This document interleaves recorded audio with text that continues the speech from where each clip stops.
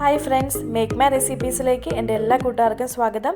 ഇന്ന് ഞാൻ വന്നിരിക്കുന്നത് വളരെ ഹെൽത്തി ആയിട്ടുള്ള ഒരു മസാല ഓട്സിൻ്റെ റെസിപ്പി ആയിട്ടാണ്. അതുണ്ടാക്കാനായിട്ട് ഇവിടെ എടുത്തിരിക്കുന്നത് 1/2 കപ്പ് ഓട്സാണ് എടുത്തിരിക്കുന്നത്. ഏത് ടൈപ്പ് ഓട്സ് വേണമെങ്കിലും എടുക്കാം. ഞാനിപ്പോൾ റോൾഡ് ഓട്സ് ആണ് എടുത്തിരിക്കുന്നത്. അത് നമുക്കൊരു 10 മിനിറ്റ് വെള്ളത്തിലിട്ടൊന്ന് ജസ്റ്റ് കുതിർത്താനായിട്ട് വെക്കാം. ശേഷം നമുക്കൊരു പാൻ അടുപ്പത്ത് വെച്ച് അതിലേക്ക് ഒരല്പം ഓയിൽ ഒഴിച്ചു കൊടുക്കാം. ഏത് ഓയിൽ വേണമെങ്കിലും നമുക്ക് ഒഴിച്ചു കൊടുക്കാം. ഇവിടെ ഇപ്പോൾ എടുത്തിരിക്കുന്നത് കോക്കനട്ട് ഓയിലാണ്. ഒരു സ്പൂണോളം ഞാൻ കോക്കനട്ട് ഓയിൽ ഒഴിച്ചു കൊടുത്തിട്ടുണ്ട്. എണ്ണ ചൂടായി കഴിയുമ്പോൾ അതിലേക്ക് ഒരു 1/4 ടീസ്പൂണോളം കടുക് നമുക്ക് ചേർത്ത് കൊടുക്കാം. കടുകെല്ലാം ഒന്ന് പൊട്ടി വരുമ്പോഴത്തേക്കും അതിലേക്ക് നമുക്ക് ചതച്ച് വെച്ചിരിക്കുന്ന ഇഞ്ചി വെളുത്തുള്ളി ചേർത്ത് കൊടുക്കാം. പിന്നെ അതിൻ്റെ കൂടെ തന്നെ കുറച്ച് കറിവേപ്പില കൂടി ചേർത്ത് കൊടുക്കാം.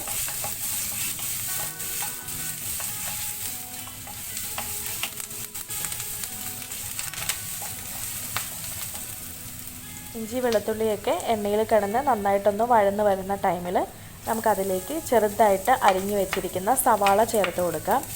സവാളയ്ക്ക് പകരം ചെറിയുള്ളി വേണമെങ്കിൽ ചെറിയുള്ളിയും നമുക്ക് ചേർത്ത് കൊടുക്കാം. സവാളയും അതുപോലെ തന്നെ എണ്ണയിൽ ജസ്റ്റ് ഒന്ന് വഴറ്റിയെടുത്താൽ മതി. ഒരു 5 മിനിറ്റ് ഒന്ന് വഴറ്റിയെടുക്കുക. അതിനുശേഷം നമുക്ക് ഇതിലേക്ക് ചെറുതായിട്ട് അരിഞ്ഞു വെച്ചിരിക്കുന്ന പച്ചക്കറികൾ ചേർത്ത് കൊടുക്കാം. ഇപ്പോൾ ഇവിടെ എടുത്തിരിക്കുന്നതെന്ന് പറഞ്ഞു കഴിഞ്ഞാൽ ഒരു 4-5 ബീൻസും പിന്നെ ചെറിയൊരു കഷ്ണം ക്യാരറ്റുമാണ് എടുത്തിരിക്കുന്നത്. പിന്നെ കുറച്ച് മുളപ്പിച്ച ഗ്രീൻ പീസും എടുത്തിട്ടുണ്ട്. ഇത്രയാണ് ഞാനിവിടെ എടുത്തിരിക്കുന്നത്.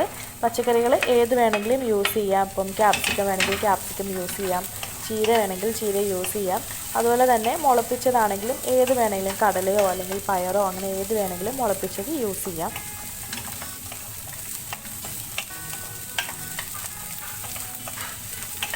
നമ്മൾ ഓട്സൊക്കെ ഉണ്ടാക്കുന്ന ടൈമിൽ നമുക്ക് അതിലേക്ക് ഇങ്ങനെ സ്പ്രൗട്ടഡ് ആയിട്ടുള്ള ഏതെങ്കിലും ഒന്നെങ്കിൽ ഗ്രീൻ പീസോ അല്ലെങ്കിൽ കടലയോ അല്ലെങ്കിൽ പയറോ അങ്ങനെ ഏതെങ്കിലും മുളപ്പിച്ചത് യൂസ് ചെയ്യുകയാണെങ്കിൽ ഒരുപാട് നല്ലതായിരിക്കും. കാരണം ഇതൊക്കെയെന്ന് പറയുന്നത് നല്ല പ്രോട്ടീൻ റിച്ച് ആയിട്ടുള്ള സംഭവങ്ങളാണ്. അപ്പോൾ അതൊക്കെ ഇതിലേക്ക് നമ്മൾ യൂസ് ചെയ്യുക.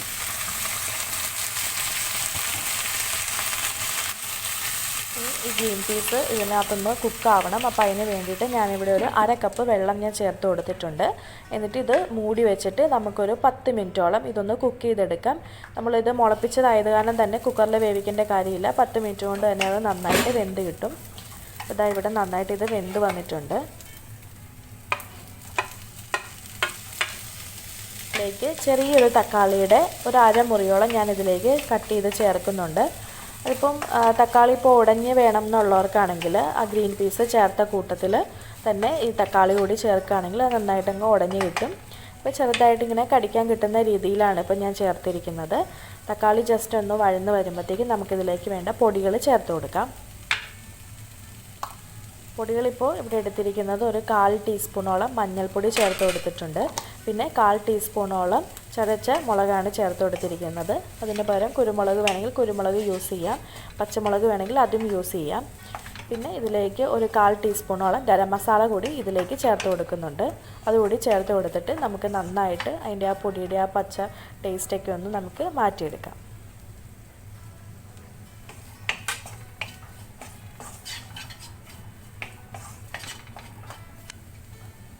അപ്പോൾ പൊടികളൊക്കെ നന്നായിട്ട് കുക്കായിട്ടുണ്ട്. ഇനി നമുക്കിതിലേക്ക് ഓട്സ് ചേർത്ത് കൊടുക്കാം. ഓട്സ് നമ്മൾ ഓൾറെഡി കുതിർത്താനായിട്ട് ഇട്ടിരുന്നതായിരുന്നു. അപ്പം നമ്മളതൊന്ന് ഒരു സ്ട്രെയിനറിൽ വെച്ച് അരിച്ചെടുത്തതിന് ശേഷം നമുക്കതിലേക്ക് ഓട്സ് ചേർത്ത് കൊടുക്കാം. അതിൻ്റെ കൂടെ തന്നെ ഒരു 1/2 കപ്പോളം വെള്ളം കൂടി നമുക്കതിലേക്ക് ചേർത്ത് കൊടുക്കാം.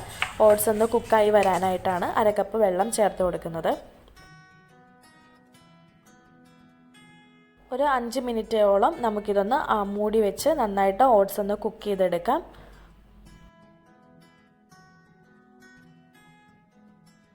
അപ്പോൾ നമ്മളുടെ ടേസ്റ്റി ആയിട്ടുള്ള മസാല ഓട്സ് ഇവിടെ റെഡി ആയിട്ടുണ്ട്.